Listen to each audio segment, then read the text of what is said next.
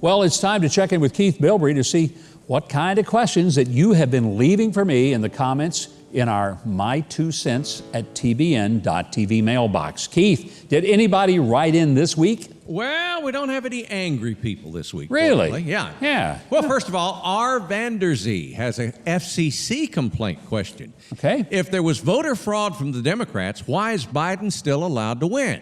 Why is he not disqualified? Love your show and our great state of Arkansas. Well, go Hogs, go. Let's go for them. Of course, I'm saying that in Tennessee. I'm not getting the kind of love and applause I thought I would get if I were in Little Rock. But anyway, well, honestly, I don't think we know how this thing really turned out, and we may never know completely. I wish, here's what I really sincerely wish would happen, and that is that Joe Biden and the Democrats would demand that there be a full audit of all the states in which there are controversy. And here's why.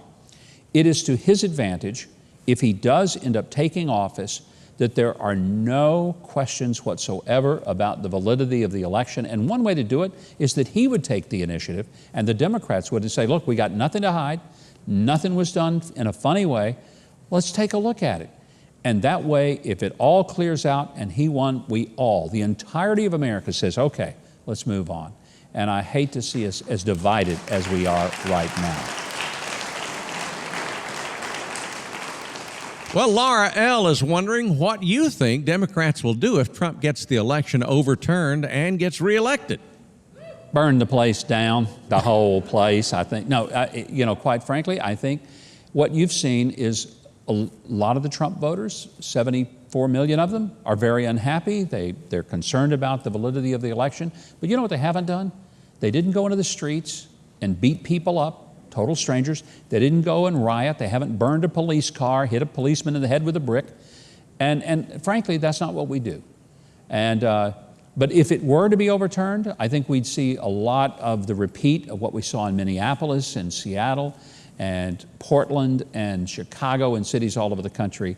And that's tragic, because if you don't get your way, you kind of suck it up and you live with the consequences, but you don't burn people's businesses down and hurt a bunch of innocent people because of that.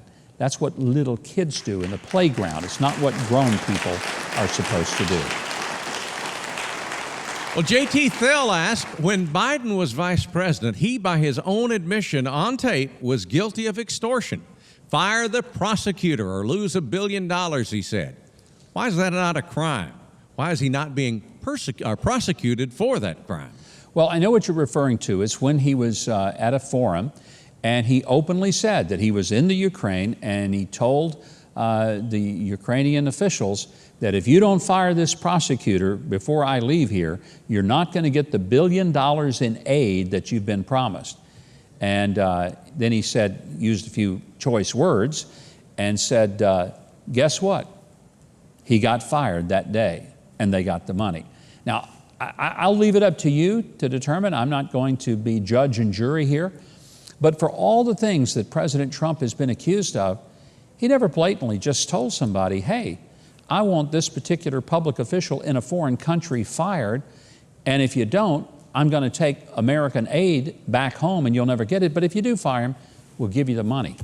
Seems a little funny to me, but hey, I'm not an FBI agent. What do I know?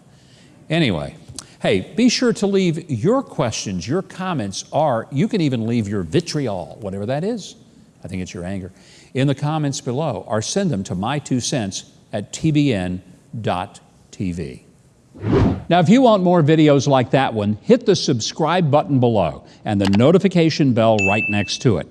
And if you leave a comment, positive or negative, I'll be sure that my dog Toby sees it and responds to you in kind.